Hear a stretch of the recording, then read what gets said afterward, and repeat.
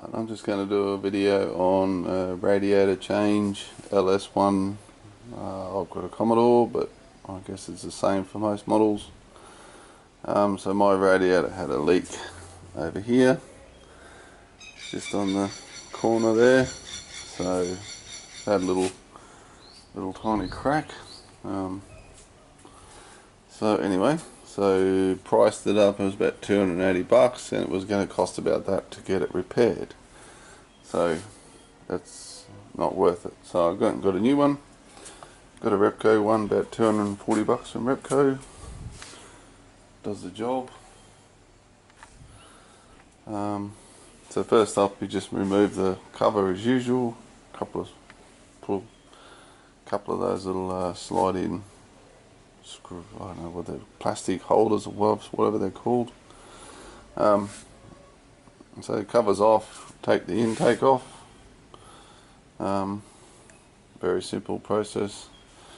Then take the radiator fans out, the cooling fans out. I've got an automatic. So what you got to do with the auto, you got to see the top hose there, that one there. You got to undo that. That's a 19mm spanner. Undo that and take it off. Take it out of the way. Undo these two here and take them out of the way. So from then, what you do is you lift up the radiator fan shroud. What you do is you lift it up on the left first, lift it both up together, and then you lift it out on the left first, and then the other side comes out as well. So this side's always first up, and you'll get room between the battery and over here to get that out, and it'll just pull out. So once that's out of the way, what you got to do is take the condenser mounts off. Now with the condenser, you got to actually lift up the condenser on its own. So lifting it upwards, there's actually four clamps on each side. Oh, sorry, 4 clamps in total, 2 on each side. So you'll see in there, there's one there, and there's a little holder down the bottom there. See, there's a clamp there, and there's a clamp down the other side there. So what you do is you just lift up the condenser, get your fingers under there, and you just pull upwards using these hooks here. Just use them here. There's 2 plastic lugs on each side, and you can just lift that up. It takes a little bit of effort. I found this here gets caught a bit, so you might have to push it in a little bit this way and then pull up. Like I said, it's a little bit of mucking around, but once it's up, you pull the front out of the forwards, and the bottom will sort of follow suit. So you'll end up with 4 clips at the front, which are completely undone.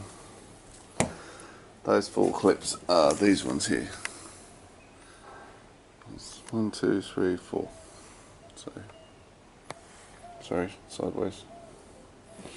So once that's done, the radiator is essentially ready to come out.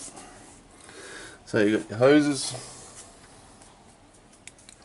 Just undo your bottom hose there, the one down the bottom there.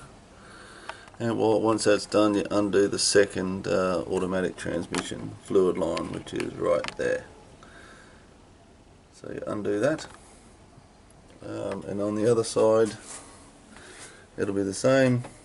You undo the radiator hose just on the other side. Now before you pull it off, you'll need to get a bucket to catch the fluid. That's got a combination of oil and radiator fluid in it. Now you've got Buckley's chance of catching all of it, but try it anyway, and just clean up the rest. You're supposed to catch that stuff because it's not good for the environment, so do your best to catch it. So once that's done, now the radiator's right to come out then. So you just get behind it, get your hand down into the deep dark depths of the radiator and lift it from the bottom on each side, and lifting upwards. I found it pretty tight. It's just these radiator mounts are pretty tight to get up, but once it come up it just sort of did its thing. Oh sorry, condenser fans you need, the bands you got to undo, the little plastic, the power supply as well, you'll find that out anyway. So radiator comes up and up and out, so grab the new one. That's what mine looked like out. So you had the 2 transmission cooling, obviously it's had a tough life just from the fan cowlings being pulled off and on. That's just normal wear, and the crack was on the other side just on here. So yeah, so pull it out and then put the new one in. Basically the new one just slides back in its place, and then what you do is you do a bit of a flush. So yeah, flush the system with some of that what's it called? Anyway, on the instructions, if you read the radiator installation instructions, it tells you what to do with flushing and all that sort of stuff. So just follow those instructions. You need to buy some coolant, about 10 litres of coolant, and you got to buy that other stuff, the flushing agent.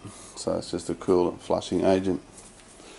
So you get that in, run it up to temperature, and then you drain that back out, and then you put your normal radiator coolant in.